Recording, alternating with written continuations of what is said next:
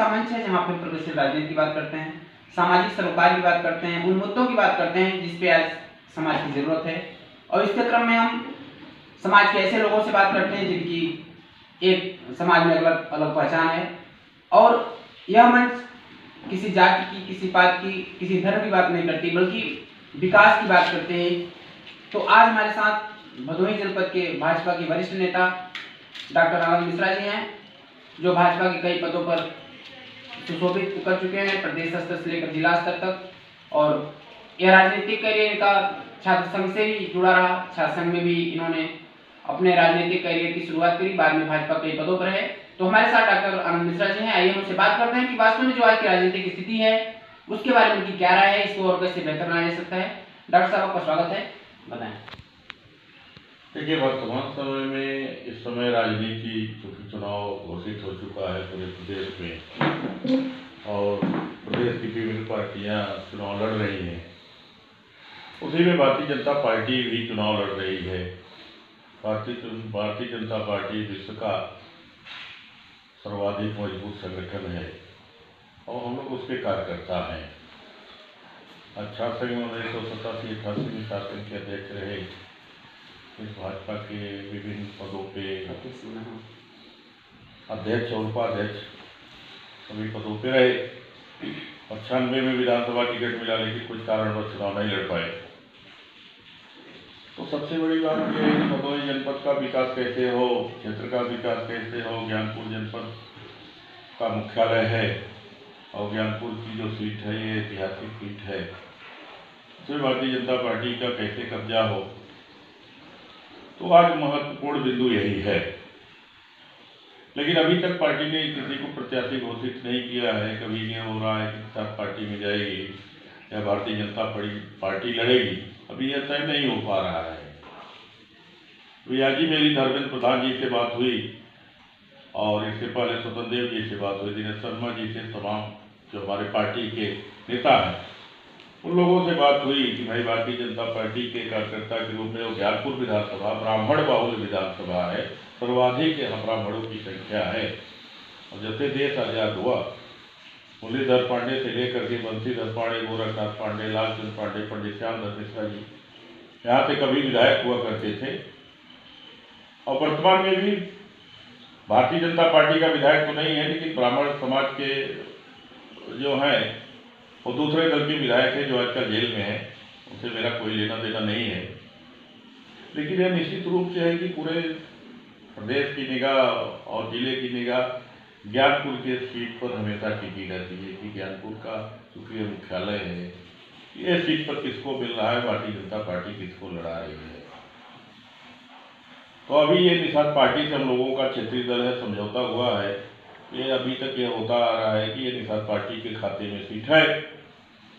Doctor साहब, आप कई वर्षों से राजनीति को बहुत नजदीक से देखे हैं, छात्र संघ से आप चुनाव लड़ रहे हैं, भाजपा में भी कई पदों पर आप रहे हैं। तो जैसे कि पहले की राजनीति और अब की राजनीति में क्या अंतर आपको देखने को मिल रहा है? देखिए, निश्चित रूप से है कि पहले राजनीति बहुत स्वच्छ और साफ छवि के लोगों को राजनीति में प्रवेश मिलता था और उनको जनता जिता करके असेंबली में भेजती थी। लेकिन अब इसमें इस समय राजनीति बहुत गिरावट आ गई है।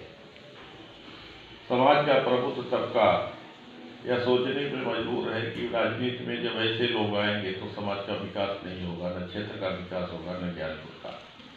अभी तक जैसे जनप्रतिनिधि होते आए हैं इधर 2 दशक से, तो वो अपना विकास किए, क्षेत्र का विकास नहीं किए, न समाज का विकास नहीं हुआ।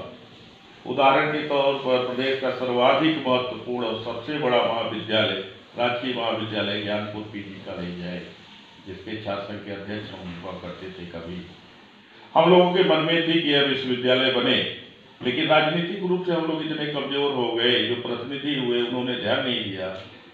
और ये आज हमारा महाविद्यालय जो है, जो कि कभी विश्वविद्यालय उसके बाद के, चाहे वो पूर्वांचल विश्वविद्यालय हो, चाहे आज का जो विश्वविद्यालय है, चाहे विद्यापीठ हो, हम लोगों के महाविद्यालय के बाद इसकी स्थापना में उनका कोई अस्तित्व नहीं था ज्ञानपुर के आदि। लेकिन राजनीतिक रूप से हम लोग विश्वविद्यालय नहीं बनवा पाए। तो ये समाज की एक चीज़, हमारे बच्चे, हमारे भाई, हमारी बहनें, ये सब आज ये जो शिक्षा का क्षेत्र है उसमें हम पीछे होते जा रहे हैं। तो जो भी जनप्रतिनिधि है उसका पहला यह हो कि ये ज्ञानपुर जिले के, भदोही जिले का महत्वपूर्ण काम है, बहुत ही महत्वपूर्ण है कि ये विश्वविद्यालय इसको होना चाहिए। उसके बाद सब जमीन से लेकर के सारी औपचारिकता है, लेकिन नहीं हो पा रहा है। यदि भारतीय जनता पार्टी की इस बार सरकार आती है तो हम लोग ये प्रयास करेंगे, पहला ये चाहिए हमारे लोगों का ये रहेगा, दबाव बनाएंगे अपने नेताओं के ऊपर कि यह विश्वविद्यालय SOPL-PG को बनाया जाए। डॉक्टर साहब, बात की जाए कि जैसे कि भदोही जनपद में अक्सर देखा गया कि चाहे विधानसभा चुनाव रहा हो, चाहे लोकसभा चुनाव रहा हो, यहाँ पे बाहरी जनपद से आए लोगों का ज्यादा कब्जा देखने को मिला है। तो क्या यह भी बात कही जाए क्या कि जो बाहरी होने की वजह से यहाँ विकास कुछ कम हुआ है या न के बराबर हुआ है? ऐसा नहीं, आपकी बात सच है कि बाहरी जब भाई इसका यहाँ से लगाव रहेगा, यहाँ जब हम अपने लोग रहेंगे तो निश्चित रूप से विकास ज़्यादा होगा। और जब बाहर के लोग रहेंगे तो वो ठीक है, चुनाव लड़ने के लिए आते हैं, लड़ते भी हैं, काम भी करते हैं, लेकिन उस दृष्टि से उतना काम नहीं हो पाता कि जितना होना चाहिए। तो निश्चित रूप से स्थानीय नेतृत्व यदि रहेगा तो निश्चित रूप से विकास ज़्यादा होगा, इसमें दो राय नहीं है। तो इसमें स्थानीय नेतृत्व के लिए क्या राजनीतिक दल भी जिम्मेदार हैं या कि स्थानीय लोग जिम्मेदार हैं जो ऐसे बाहरी लोगों को भी वोट करके जिता के अपना प्रतिनिधि बना देते हैं? नहीं, कहीं कहीं देखिए पूरा पार्टी नेतृत्व को सही चीज़ की जानकारी नहीं हो पाती, इसलिए लोग बाहर से आकर के चुनाव लड़ लेते हैं। हमारा व्यक्तिगत मानना है कि जो चुनाव होना चाहिए वो व्यक्तिगत रूप से स्थानीय लोगों को चुनाव विधानसभा का लड़ना चाहिए, उसे बाहर के लोगों को हस्तक्षेप नहीं करना चाहिए। न वो पार्टी से भी अनुरोध है कि बाहरी लोगों को प्रत्याशी न बनाए, तो बेहतर विकास होगा भदोही जिले का और ज्ञानपुर का, इसमें दो राय नहीं है। जिससे हम राजनीति की बात हो रही है, तो जिस तरह देखा जा रहा है कि राजनीति में अपराधियों का बोलबाला हो गया है, अपराधियों को टिकट दिया जाता है, पूंजीपतियों को टिकट दिया जाता है, तो एक सामान्य आदमी, एक सामान्य कार्यकर्ता जिससे चाहे हम भी राजनीति कर पाए, अपने यहाँ प्रतिनिधित्व कर पाए, आखिर ये चीजें आड़े आती हैं। तो आखिर ऐसे राजनीति के बारे में आपका क्या विचार है? नहीं, ये निश्चित रूप से बताया, पहले भी बताया कि अपराधीकरण का बढ़ावा इस समय 2 दशक से राजनीति में बढ़ा है। आपराधिक क्षेत्र के लोगों इनके प्रकार से पैसे के बल पर, बाहुबल के बल पर लोगों को डरा करके, धमका करके और राजनीति में प्रवेश कर जाते हैं, और वो अपना केवल जीवन बचाने के लिए ही राजनीति करते हैं, न कि विकास के लिए वो विधानसभा में चुन के जाते हैं या लोकसभा में।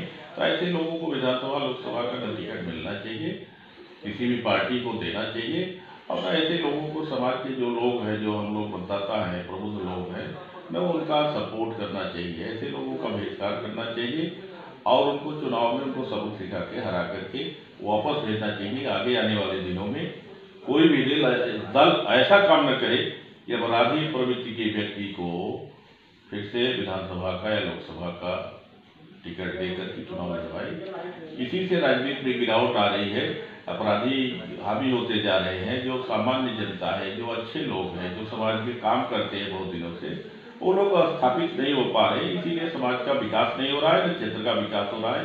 ये सबसे बड़ा कारण है। तो ये जो विधानसभा चुनाव चल रहा है इसमें भाजपा की जो है उत्तर प्रदेश और भदोही में क्या स्थिति होगी आपके हिसाब से?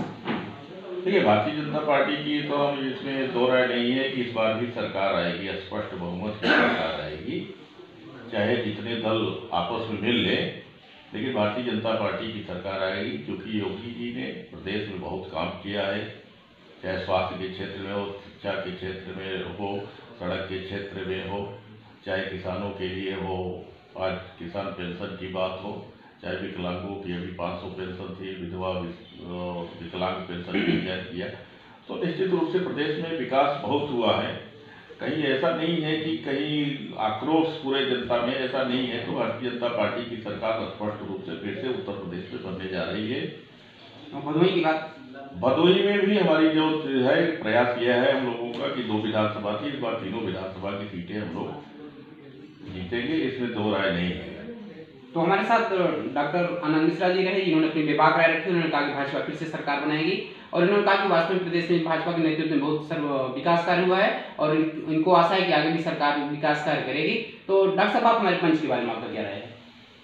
नहीं, निश्चित रूप से आपका जो ये जो है मंच बहुत ही अच्छा, उसमें जो कि समाज के निचले व्यक्ति को और समाज के हर बिंदु पर ध्यान आकर्षण कर रहा है, बहुत ही अच्छी बात है। और हम लोगों की शुभकामना है कि ये जिस प्रकार से आप सब समाज में काम करते रहते हैं और समय समय पर अपनी इसके माध्यम से और पूरे समाज में एक व्यापक प्रचार प्रसार और लोगों की जनभावनाओं को पहुंचाते हैं। बहुत ही अच्छी बात है। हमारी शुभकामनाएं है कि आपका पंच इसी प्रकार और बढ़ता रहे आगे, और बेबाकी से अपनी राय रखता रहे। तो हमारे साथ डॉक्टर आनंद मिश्रा जी थे, जिन्होंने अपनी बेबाक राय रखी। आप देखते हैं।